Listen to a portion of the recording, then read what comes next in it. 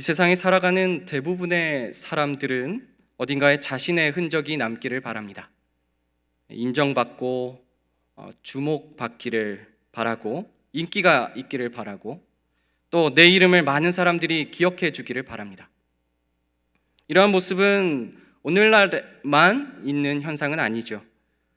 옛 책들을 보면 또 각 유적지들만 보아도 나타나는 경우가 있고, 전국 각지의 명소에 있는 바위들에 보면 자신의 멋진 글씨를 뽐내는 경우들도 많이 보게 됩니다. 얼마나 많은 사람이 자신의 흔적을 남기고 싶어 하는지 우리는 잘 알 수 있습니다. 어린 학생들만 보아도 이런 모습이 아주 분명하게 드러납니다. 장래의 희망, 아마 물어보면 대부분 유명인이 되는 것이라는 것을 다들 잘 알고 계실 겁니다. 의사, 법관, 연예인, 운동선수, 프로게이머 등등. 아마도 이런 직업을 선호하는 이유는 이 시대에 가장 빨리 자리를 잡고 가장 빨리 내 이름을 누군가에게 인식시켜 줄 수 있는 그런 가장 빠른 직업일 수 있기 때문이 아닐까 생각이 듭니다. 이 시대에 여러 사람들에게 인정받고 싶어하는 그런 마음은 어쩔 수 없는 듯합니다. 많은 사람들의 기억에 오래도록 남고 싶은 것은 아마 우리 모두의 공통점일 수 있겠습니다. 그런데 오늘 우리가 함께 읽은 이 본문에는 조금 다른 모습이, 확연히 다른 모습이 나옵니다. 이미 유명해져 버려서 그런 걸까요? 아니면 정말 관심이 없고 이것이 필요 없다라고 생각해서일까요? 바로 예수님의 제자 사도 베드로 그리고 요한이 그러했습니다.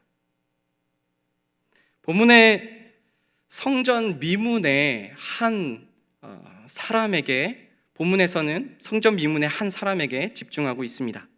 성전 미문에서 날마다 구걸을 하던 사람입니다. 이 사람은 어머니의 태로부터 나 한 번도 걸어본 적이 없다고 말씀에 기록되어 있습니다. 그는 장애로 인해서 다른 일을 할 수 있는 능력이 없었고 소망도 없습니다. 그저 성전을 드나드는 사람들에게 구걸을 하는 그 능력밖에는 없었습니다. 그가 유일하게 할 수 있었던 일, 바로 구걸이었습니다.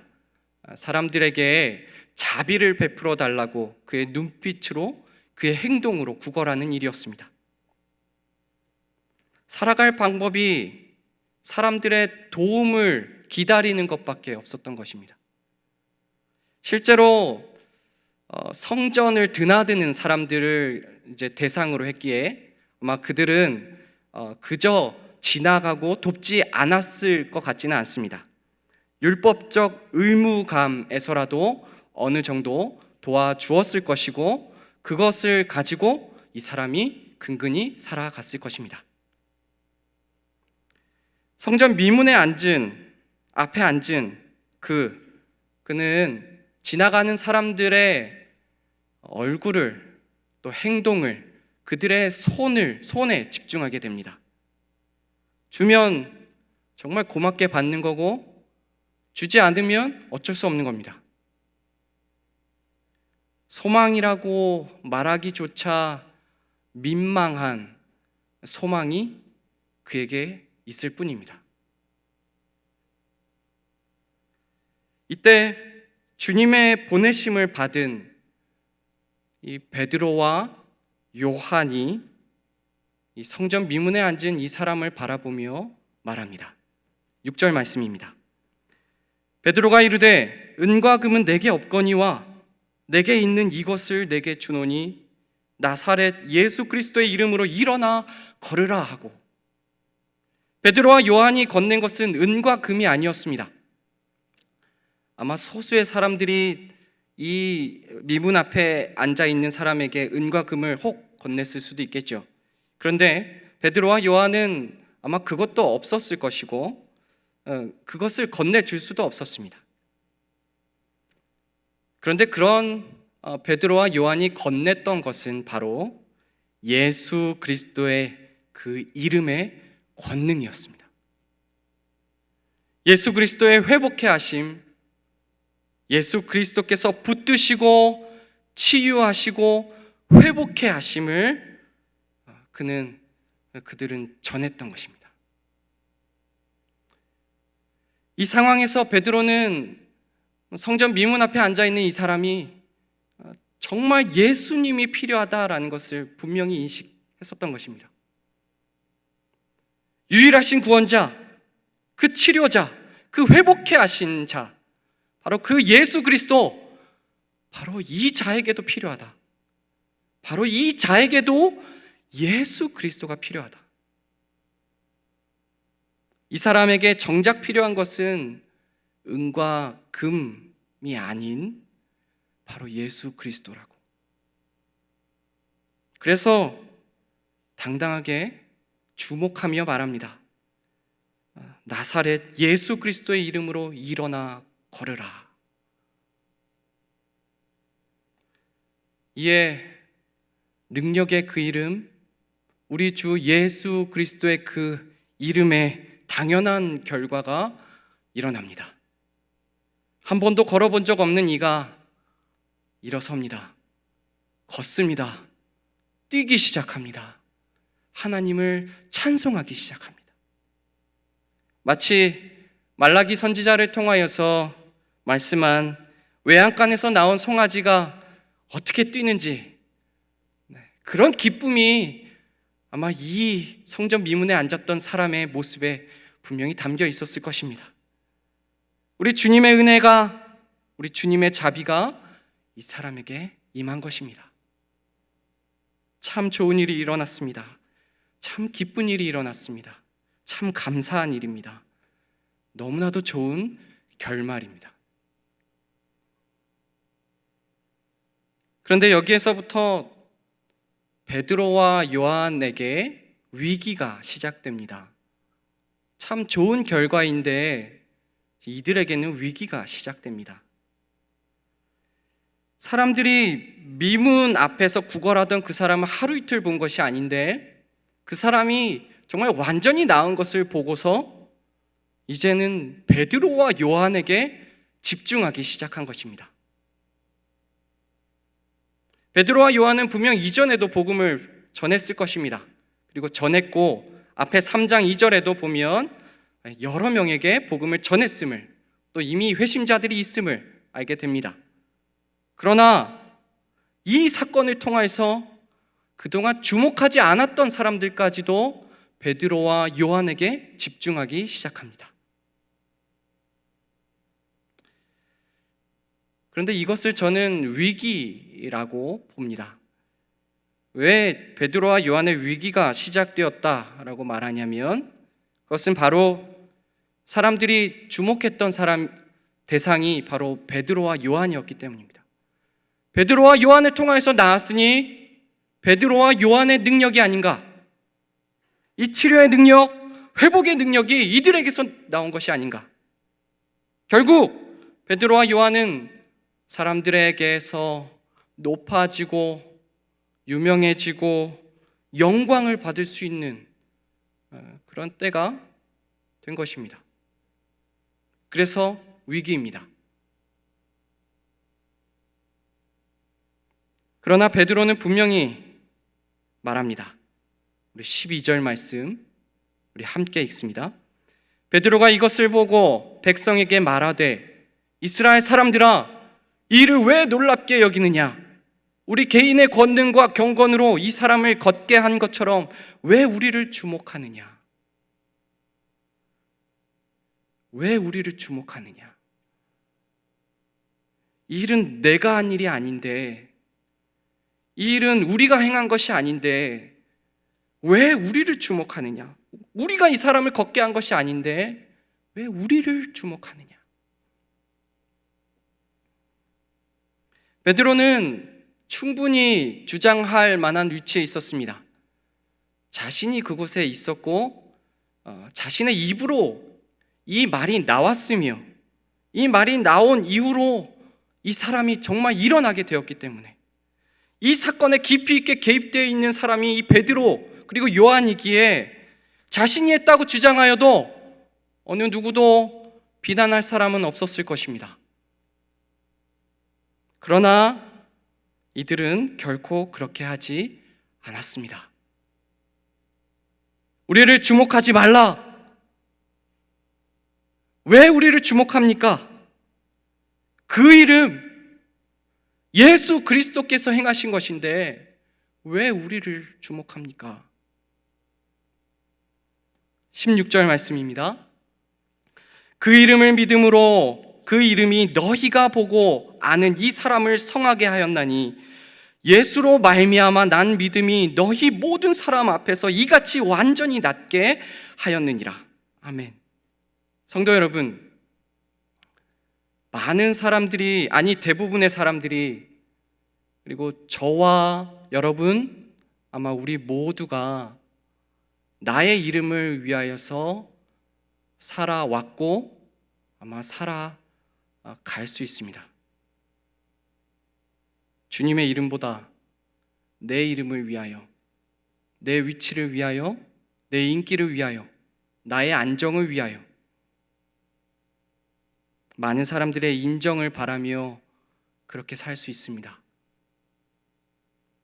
그러나 우리는 우리 주님께서 가르쳐 주시고 또 실제로 기도하신 그 기도 중에 하늘에 계신 우리 아버지여, 이름이 거룩히 여김을 받으시오며, 우리 주님도 아버지의 이름이 거룩히 여김을 받기를 바라심으로 그의 사역을 행하셨는데,